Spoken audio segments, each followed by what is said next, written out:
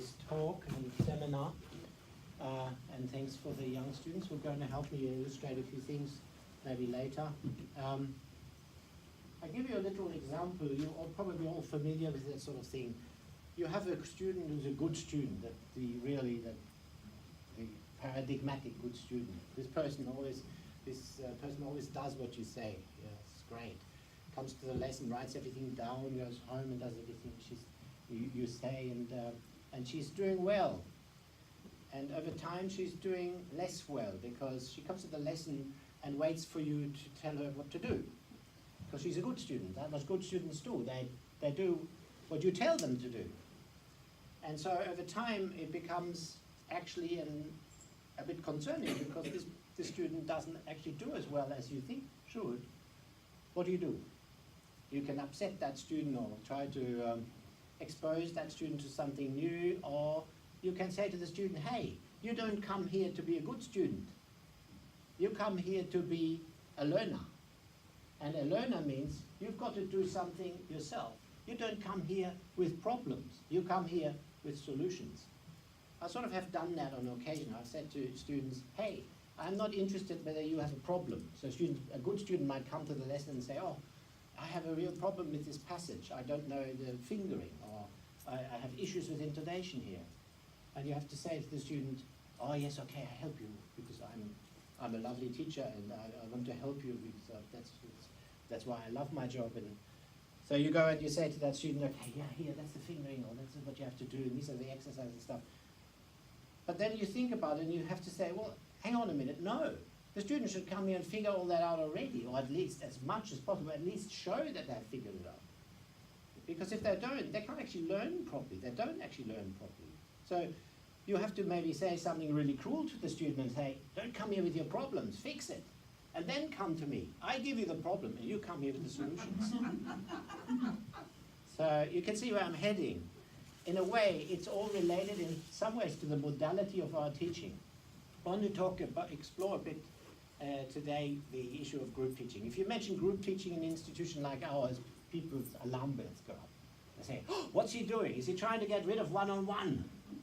Oh, you can't possibly teach properly in groups. That's impossible. That's kind of amateurish. And I want to explore some of the sort of cherished tenets of this kind of view, that what that actually is. And actually, the truth is, of course, we do teach in groups in manifold ways. But I think we should think through it a bit and see what opportunities we actually might have and what opportunities we might miss. Because a lot of our teaching is sometimes habitual. We always meet with the student every week for 1 hour. They pay the same fee. They expect that hour. If you give them half an hour, they say, oh, can I have my money back?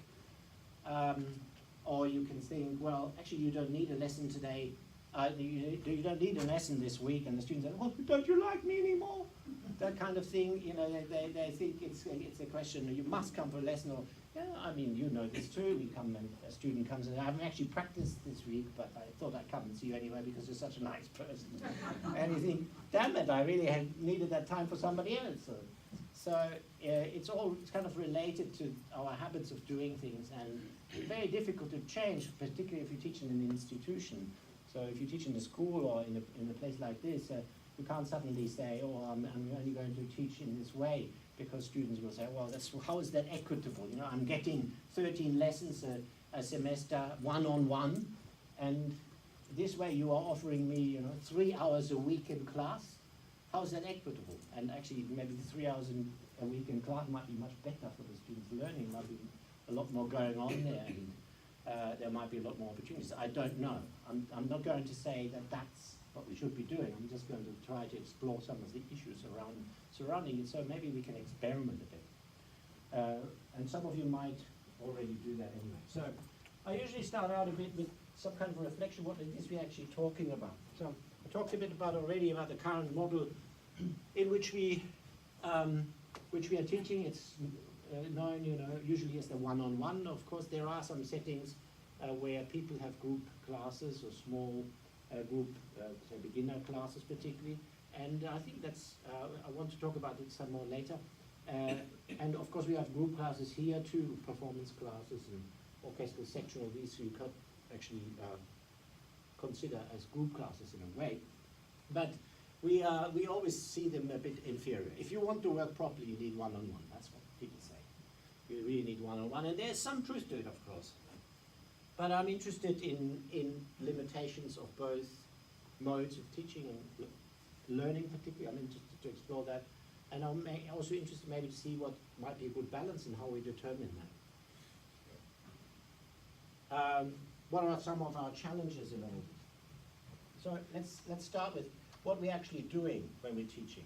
I think we should remind ourselves we're teaching ultimately interpretation, musical interpretation and performance. That's actually something which often say, if we're teaching a beginner, you say, what are you talking about? You're not teaching interpretation at all. You're teaching them to hold the ball and to move their fingers from one place to another and maybe to improve their coordination.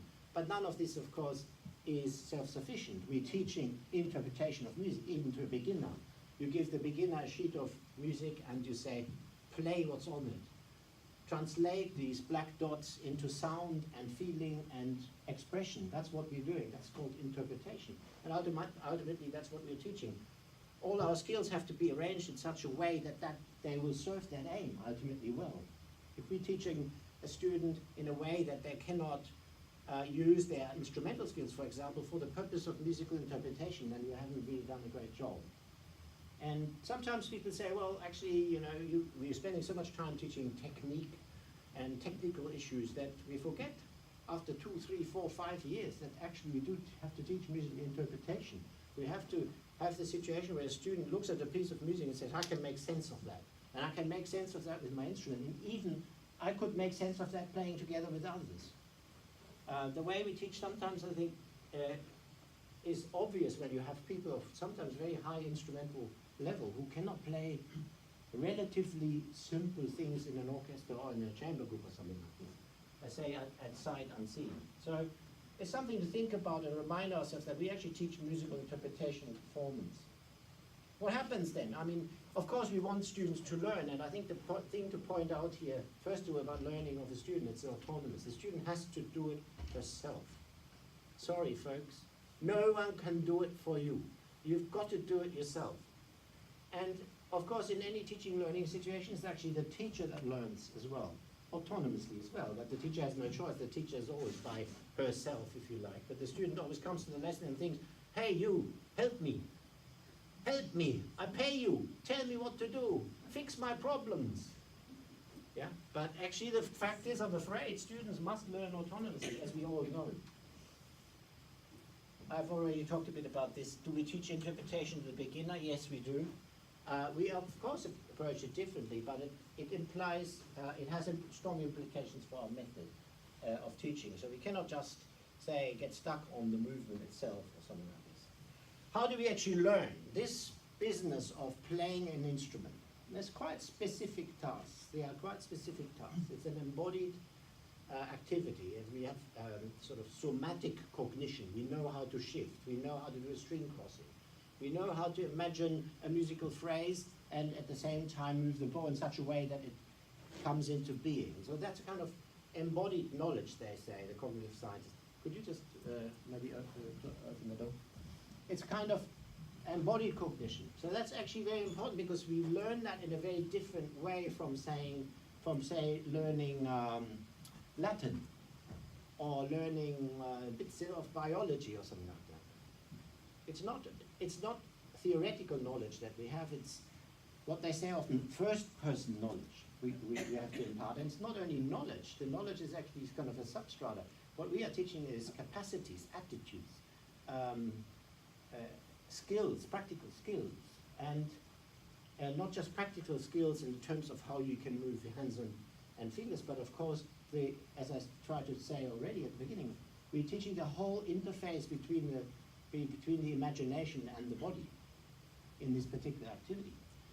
And I think often we complicate that process, especially if we just look at the actual physical side of things. We start to complicate it very much. Or if we look at the outcome side and try to calculate backwards what we need to do in order to get that outcome.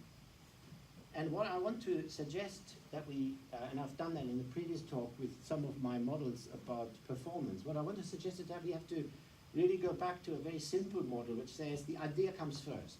What is it you want to do? and what do you want to hear is your prime leader. And what we need to do on the way, we need to facilitate the capacity of the student to autonomously realize their ideas. I think that's the real important part. There's more people, hordes of people coming. Amazing. Yeah, I'll leave it open a little. So, we want to facilitate these capacities that the student develops, and I can't emphasize enough, in the end, the student needs to develop that herself. We cannot do that for the student. The student is on stage and place, and that's it. And what they do there, they have to be able to do by themselves. And we should realize that very soon, from the very beginning, from the very first open string. I can show you a few things, imitate this, do this and think this, but now, let's see what you can do. You do yourself. And this experience the student has to have, this autonomous experience and the capacity to perceive what they do and translate it into a new imagination, if you like, or remind themselves that this is my idea of my playing, and therefore I can progress my idea of my playing in the interface between my perceptions and my imagination. This capacity is very unique to the human being, and something we really need to keep in its integrity in the student and not destroy through instruction, continuous instruction, for example. So the famous violin teacher and one of my heroes, Lucien Capet, expresses something like this really well in terms of our learning. It's a very kind of slightly esoteric way he looks at it, and a very kind of moral way, actually. And he says, we are completely walled in by an excessive pride which blockades us with some extremely limited knowledge and prevents us from discovering the truths which are beyond ourselves. We will succeed in breaking down this frightful wall by developing the aforementioned qualities. And the aforementioned qualities are attention and reflection. So for Capet, the real elements of learning are attention and reflection.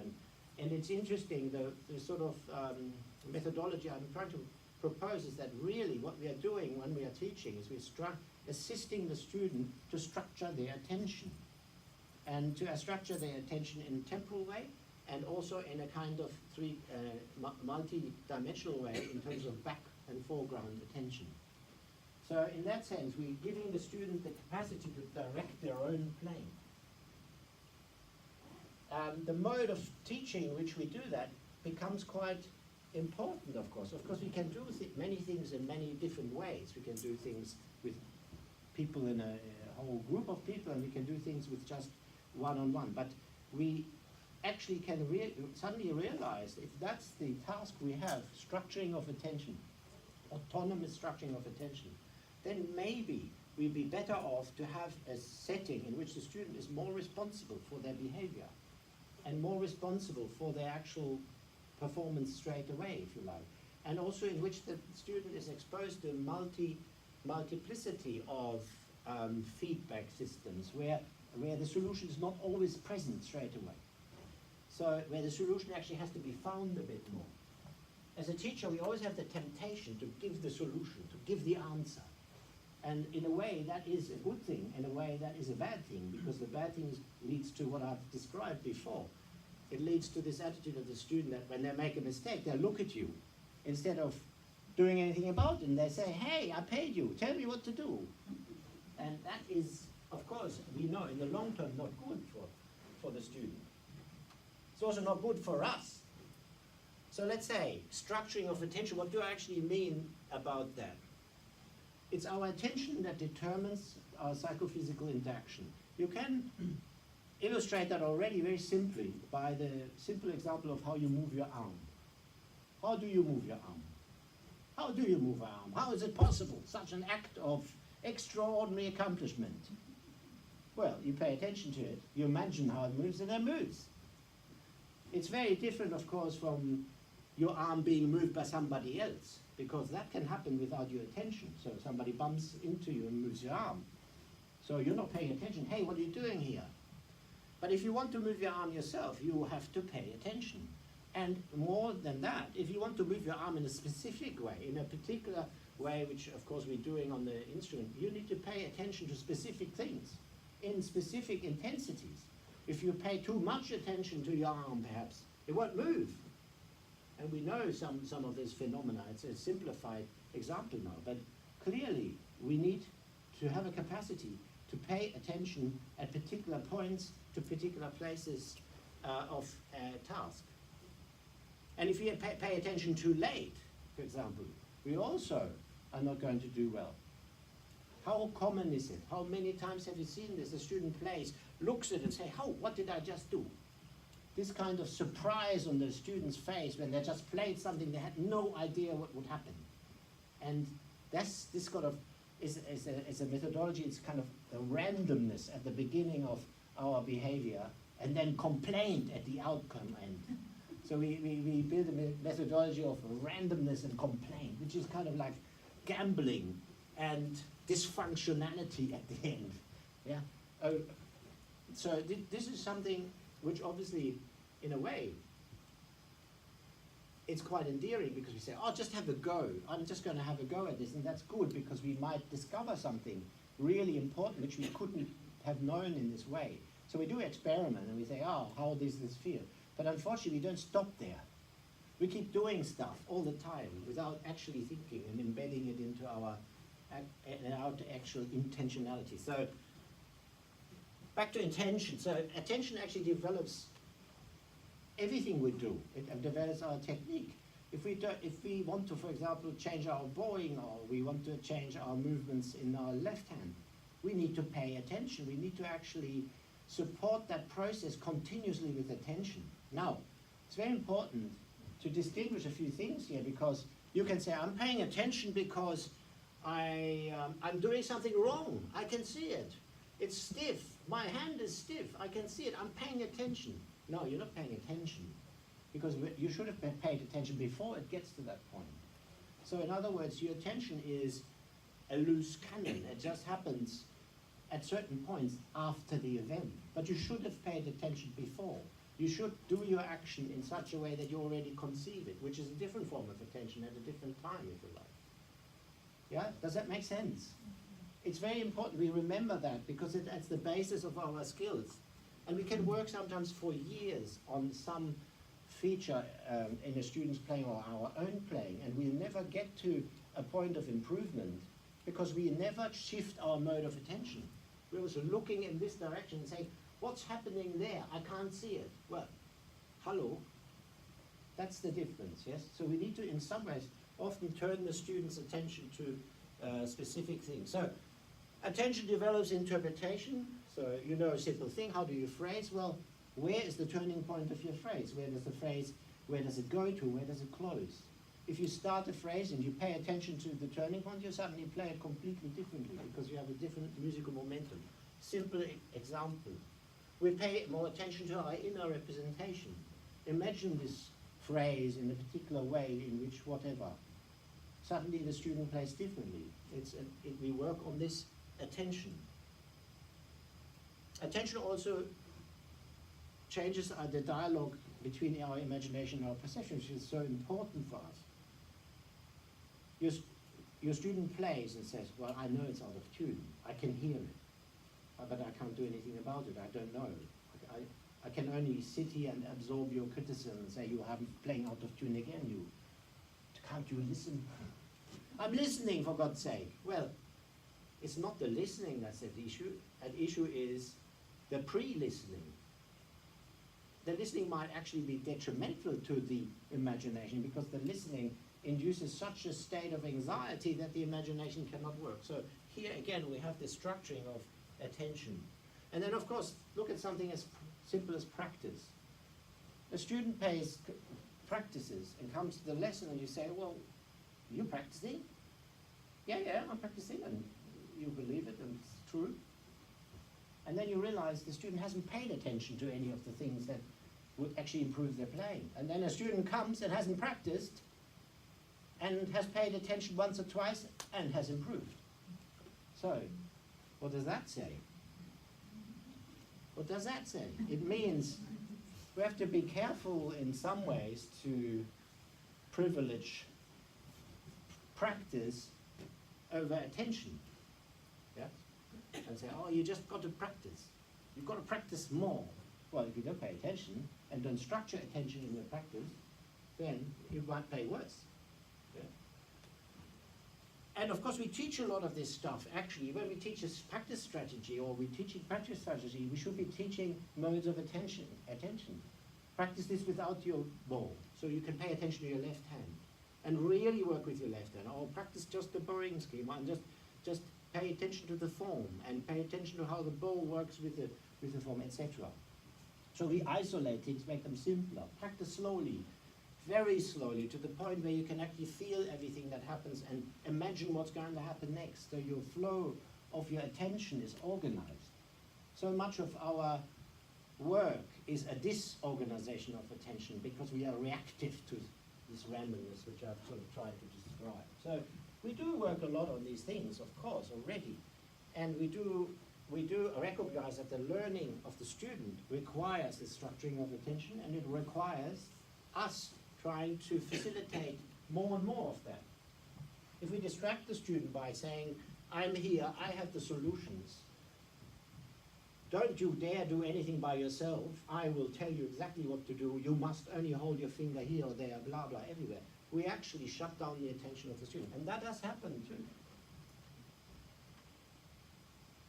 We also need to ask, so this is what I try to describe a little bit how we learn, or what we learn in the first instance. We also need to ask why we learn, because motivation for learning is very important for the content of learning, for the pace of it, as you all know. And we need to question some of that because it has a big impact on the modalities in which we teach this motivation. So, I'll give you an example. Little Eleanor is 7 years old. She needs to go, absolutely must go to a private school. Because the mother saying things, this is what has to happen. The father thinks this is what has to happen, this is the best opportunity. Little Eleanor has been playing the violin for the last 3 years. She's doing very well, she's gifted and intelligent. And so here comes the blessed private music scholarship examinations at the end of the year. And the parents see dollars. They see dollars. They go through, they come into institutions like this and look around. Who are the teachers? Who are the teachers with the most Elmases? And who are the teachers with the greatest blah blahs? We must get to this teacher, and we must have not just one lesson, but 2 and 3 lessons every week. So little Eleanor will shine in her scholarship exam and save us $250,000. Well, it's a bit cynical, but you see where I'm heading, right?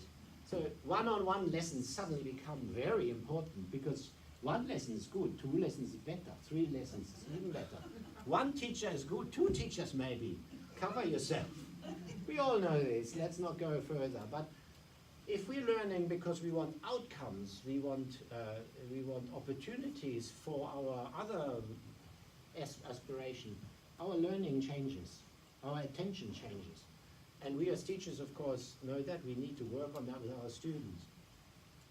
Why do we actually learn? And the thing I identify here is I think we learn because we are enabling meaning. We find meaning. And that's what's so important about interpretation. We teach our students to constitute meaningful entities, meaningful activities, meaningful communication. And that's what makes musical performance, musical learning so incredibly important in this day and age.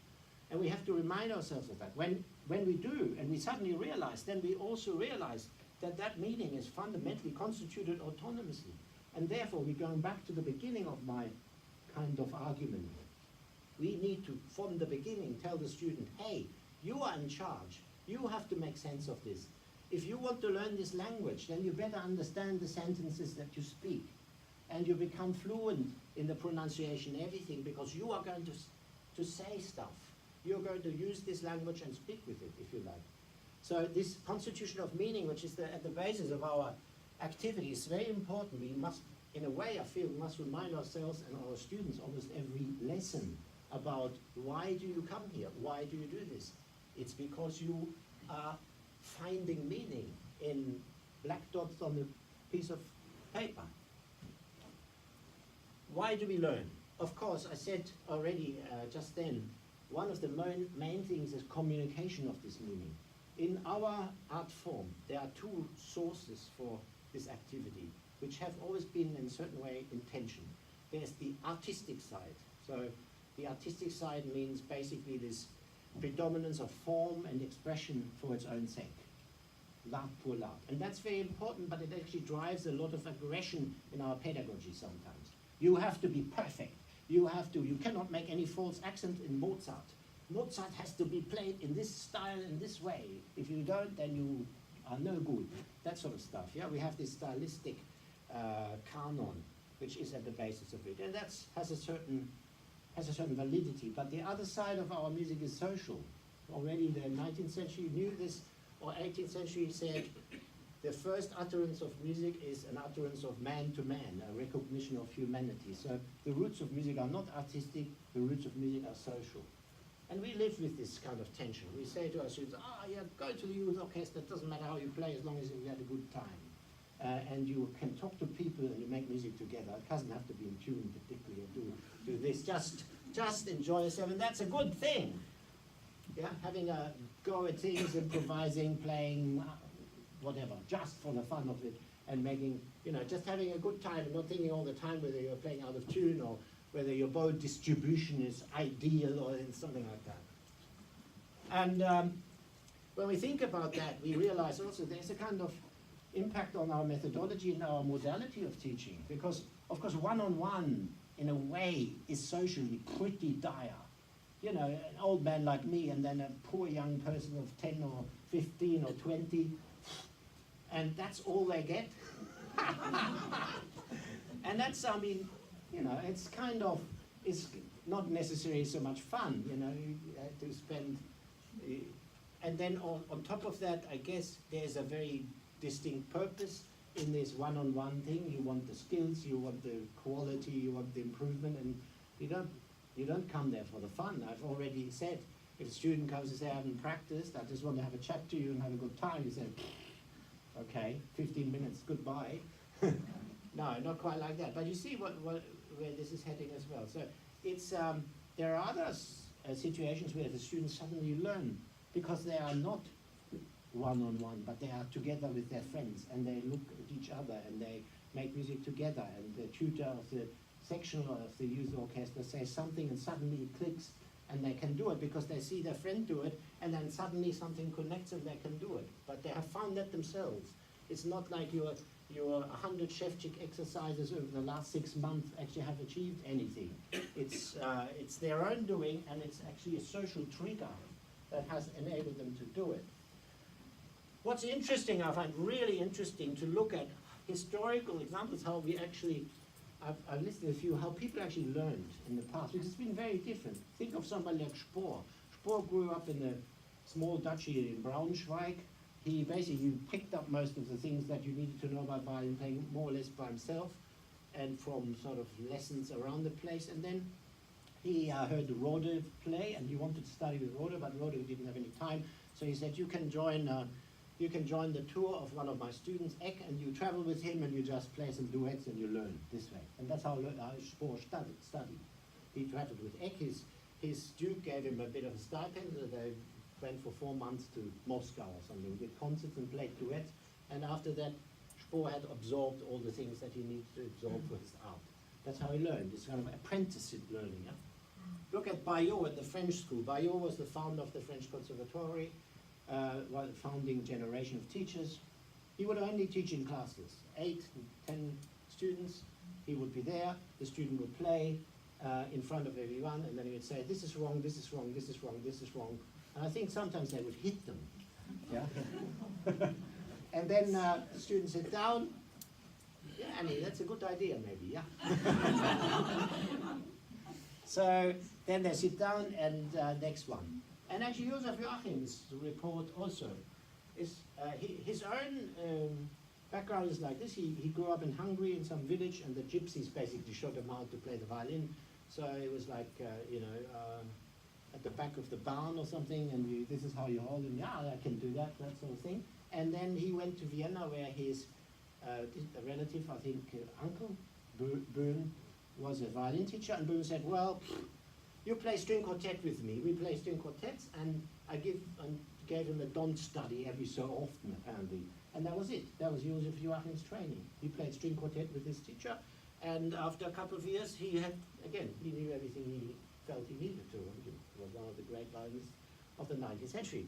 Carl Flesch, and that's what I've forgotten. Joachim taught the similar way to Bayo.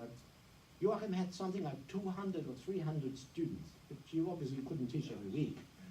But so he would have a class, large class, everyone was there, or auditorium, and people get up, somebody Hubai or who was studying, got up and played, recited basically. And then Joachim would get up and say, no, that's not how you do it. That's how you do it, I'll show you. And then he would play. And that was a lesson. So that was a way of teaching.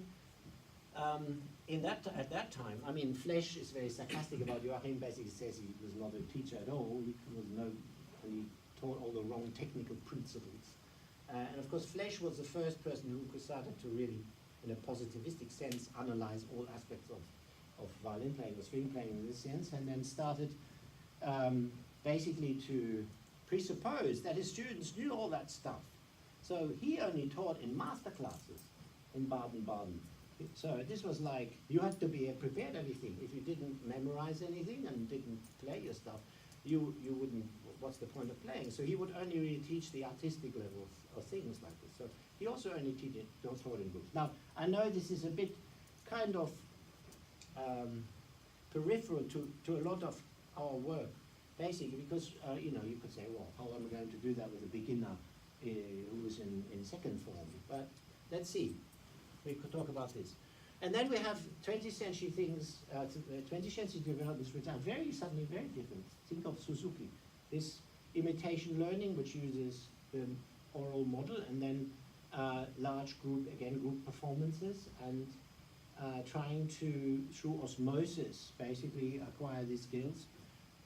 That was a big shift for violin learning and teaching because, well, one of the things, of course, it did is actually it spread the possibility to play a musical instrument to people who otherwise wouldn't be able to.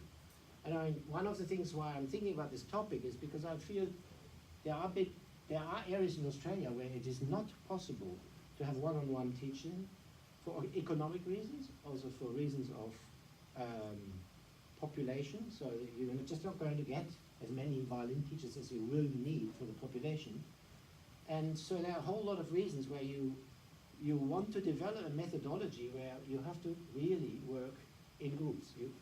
And in America, of course, that has happened very successfully on the basis, I think in some cases even on the basis of the Roland methodology, but in the public schools in America, you have large string programs where students have all their entire school years only played in ensembles, like sometimes 80, 90 students in one ensemble of all string instruments, and only taught in this way. And actually, if you see those videos, I think Jerry Fischbach, people like that, amazing, they can actually play functionally at least really quite well. And if they wanted to be more developed later after school or do other things, they actually can, they have capacities to do that. So we do have this kind of hybrids these days as well.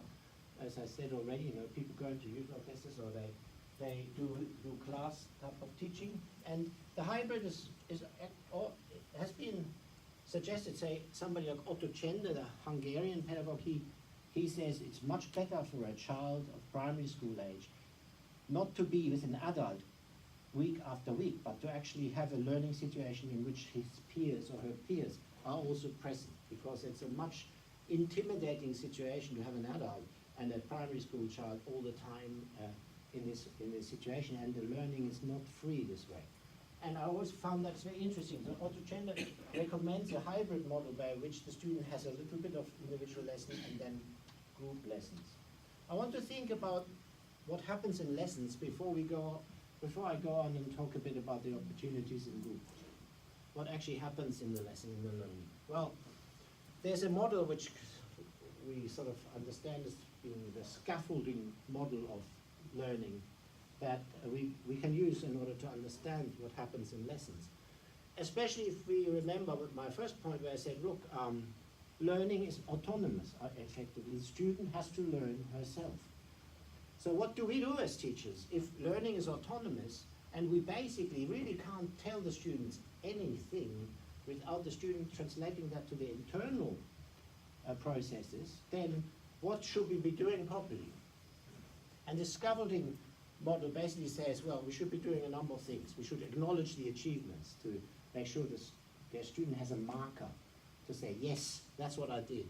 And the teacher says, yes, that's what you did. Look, that's how it works. Good. We should set expectations and demands. So we should help the students say, hang on a minute, you can do better, or you can do this for next time, all right? You will prepare this to this standard, etc. So we set the expectations. We remind the student that their ideal is what leads them. What do you want to do by next week?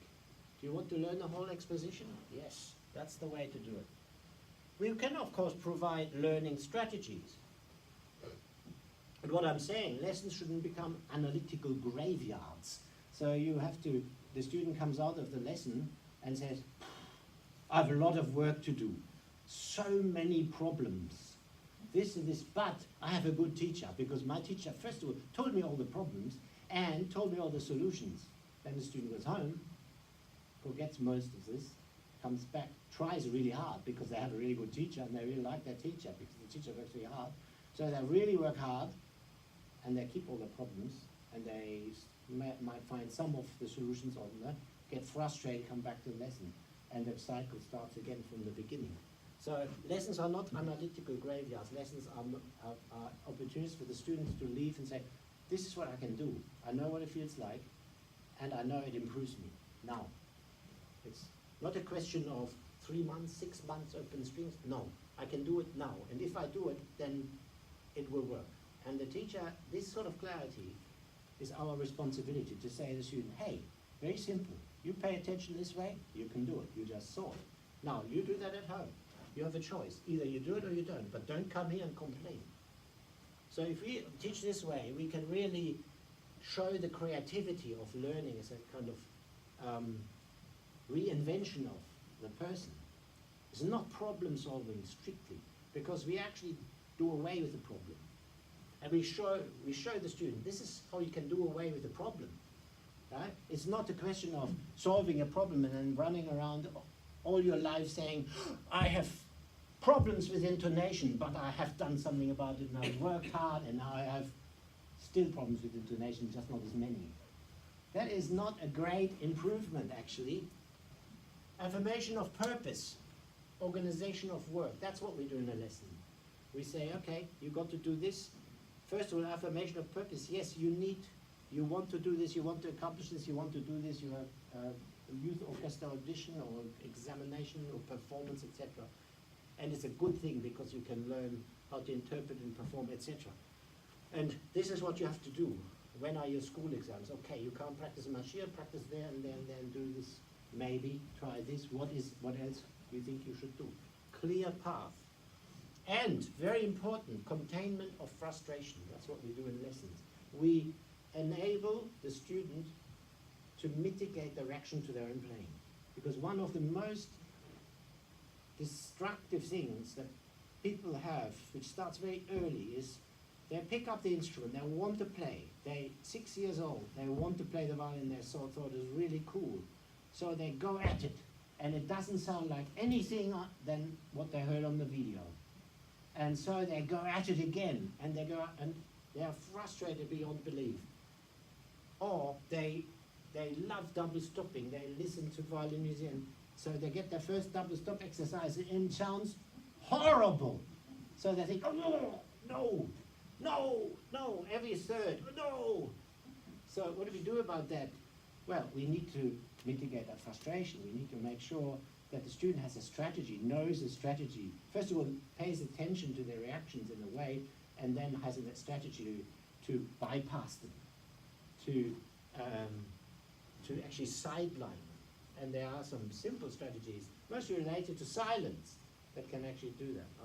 I'll outline them in other contexts. And actually, these are strategies that are quite useful. You can teach in big chunks to large groups of people.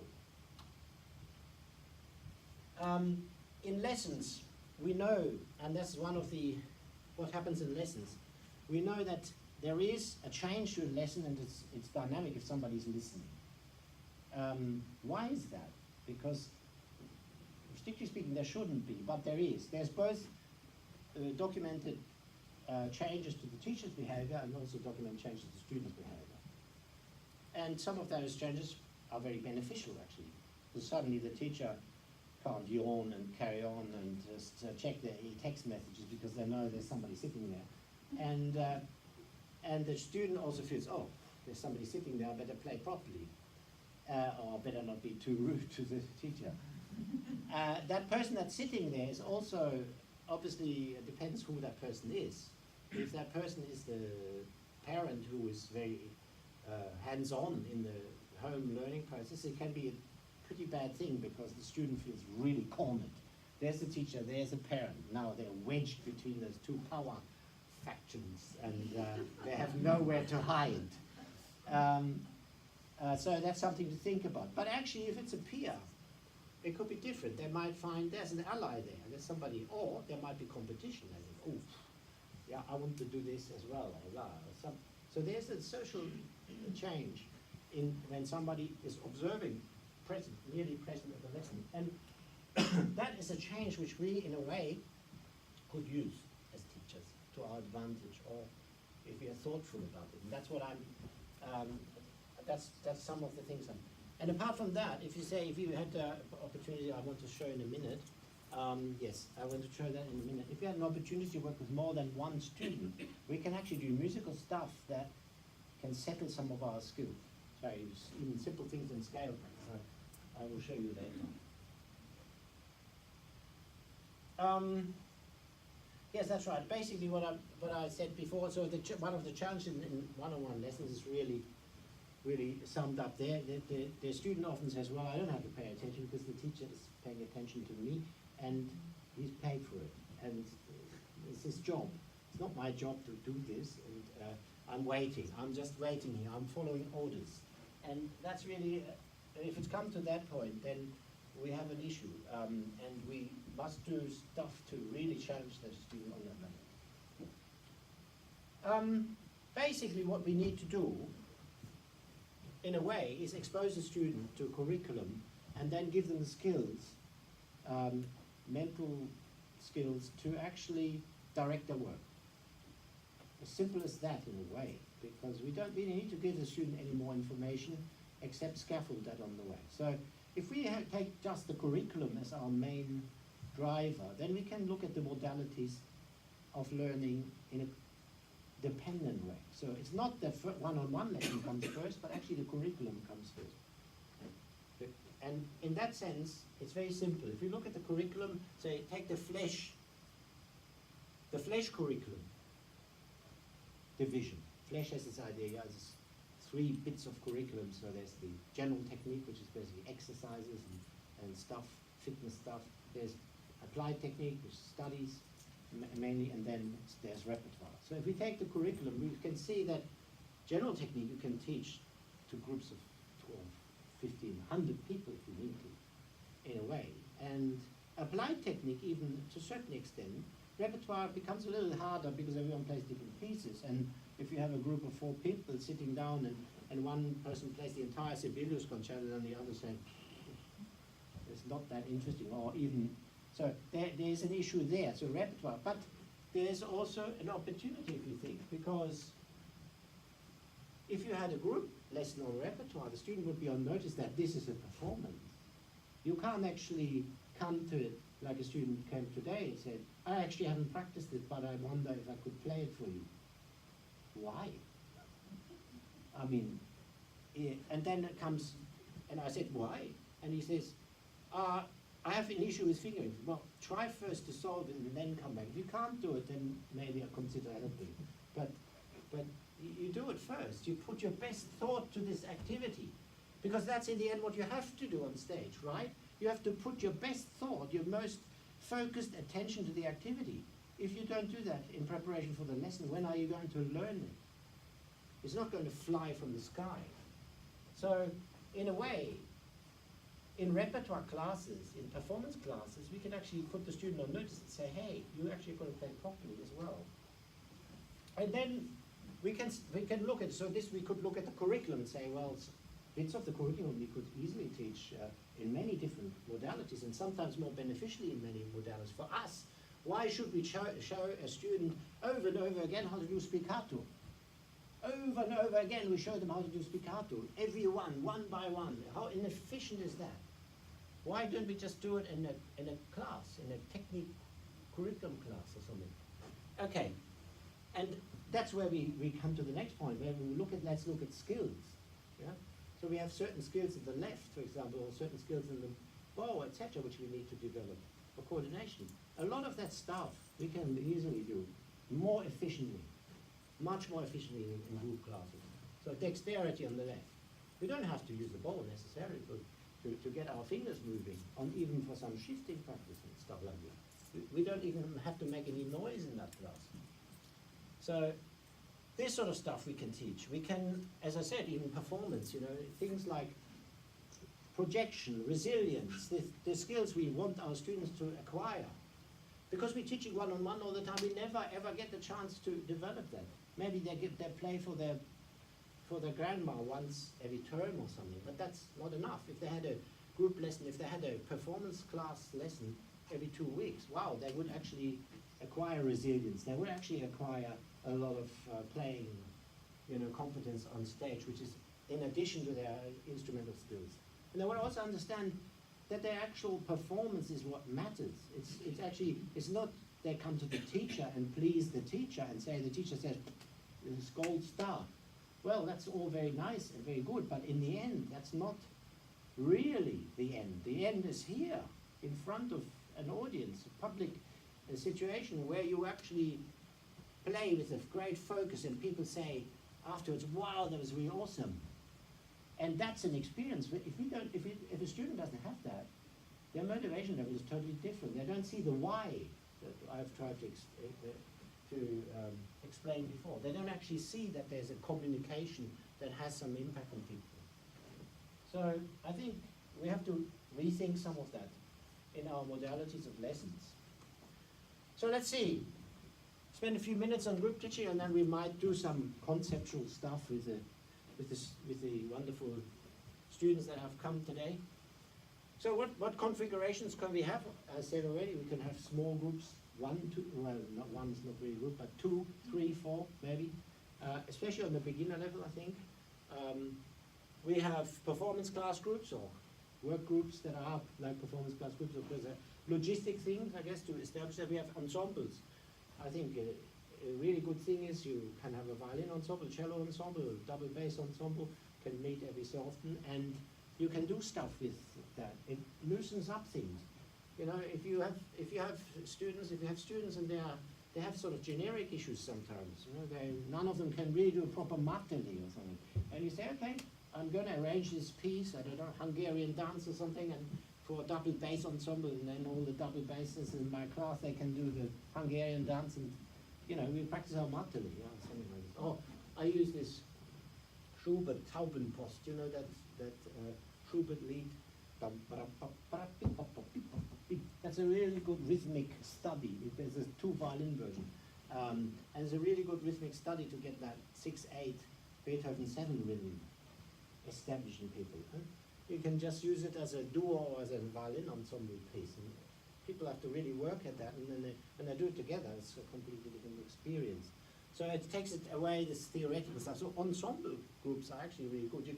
We can all do them. The 4 violin group it used to be much more in fashion, I think. Well, what can be achieved in a group? I think it's discipline of focus, in a way. More rigorous, in a way. More rigorous expectation, because they're public. You can achieve performance skills. You can really put people on notice. And you can work it on the social skills, too, which is so important. Why do you think people pass trials in orchestras? Because they're good? No, they pass trials because people are there that want to play with them. And sometimes people want to play with people that if somebody comes in there and says, I'm perfect, how about you? It's the last person you want to play with, because you're not perfect. So you want to play with somebody who's good enough and doesn't mess up your life, And you actually want to play with that person because it's a fun person to play with. That's why people pass trials. I have these conversations with former students. I had a huge conversation with a former student in Europe.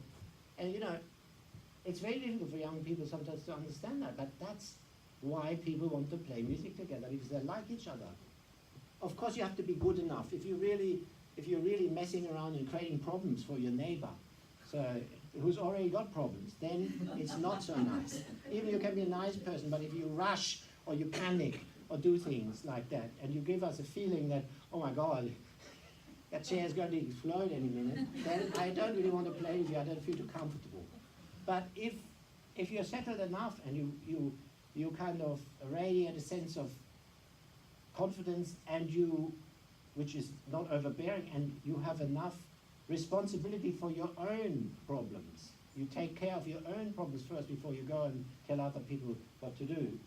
Wow, I want to play with you because, you know, that's good for me. And that's why people get jobs in orchestras. Now, this social ability is very important to remind people of. You know, if it gets to, and that, don't wait until they get the conservatorium or even start at the beginning. If two people play together, it's like, it already starts this sense of responsibility, this sense of, I'm doing my thing, I'm listening. It's all part of this listening process. So I think that's really important, and group situations, group settings are the only place where we really can enforce that, because if we do it even if I play with my students' duos, it's always the teacher and the student. And it, of course, is nice because this authority person, yeah, now we have some fun. That's quite informal. Yes, good.